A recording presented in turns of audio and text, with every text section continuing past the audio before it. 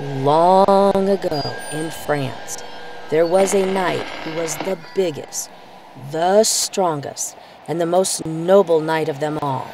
His enemies called him Black Knight to trick the people into thinking he was evil and force him to leave the country.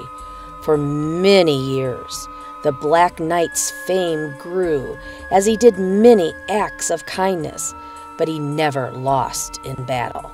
No one ever knew his true identity, as he would appear unexpectedly.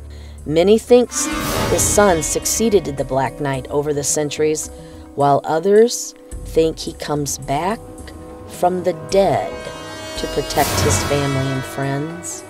When the first French settlers came to America, some settled in northern Allen County's wilderness, along Beckett's Run. Amazingly, the Black Knight soon arrived too, and protected them from the dangers of the wilderness. They built a large brick home on the banks of Beckett's Run, which also was a place where the French families gathered often. Soon it looked like a French castle. The Black Knight kept appearing and helping new families in the area, not only to protect them, but to also honor their dead buried in the cemetery near the Black Forest. In 1840, the castle owners invited a young missionary to share their home on Beckett's Run. The priest called his mission Vincent de Paul. The castle was expanded again, becoming a center for worship in addition to being a home. But after a century of use, with the priest and all of his friends now dead, the old castle began to fall apart. By 1970, the old castle was totally abandoned. The Boy Scouts used it to store equipment, but soon even they were afraid to enter the building, since bats, snakes, and other creatures were all over the castle. Then 21 years ago, the Scouts discovered that someone had been living there. It was the Black Knight, still caring for his realm without revealing his identity.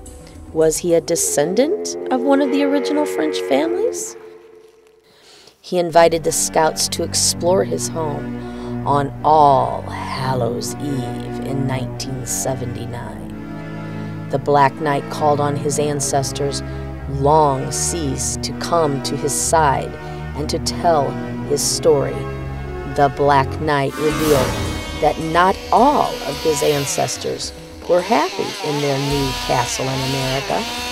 Apparently, some family members were buried in the catacombs of the old castle, but their remains have been disturbed and moved. The Scouts learned that 3 bodies had indeed been moved out of the building 70 years ago and were reburied in the graveyard.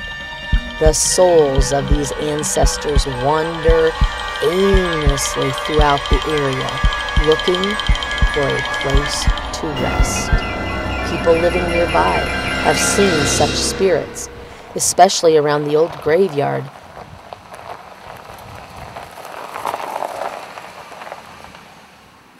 Yeah, I've heard of him. Just last Thursday, my wife, she woke me up, said that she heard something outside.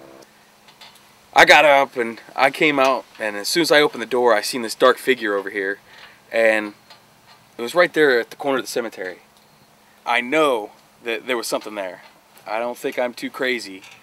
I just felt it. It was creepy. It was just that feeling that I know something was there. The spirits seemed to be trying to get into the building, especially after it was sealed up for 30 years. The Black Knight also described various traps he has placed in his castle to discourage his unhappy ancestors over the years. For 29 years, the Scouts opened the Black Knight's home to the public each Halloween season. Sadly, in May of 2009, the old St. Vincent's church was torn down, leaving the Black Knight waiting for a new home. Patiently, he has waited and watched as the St. Vincent's Boy Scouts work to build his new home. With much excitement, the St. Vincent Scouts and the Black Knight will open the new haunted castle. Please join us in welcoming the Black Knight to his new home and see if you can find his new traps and scares.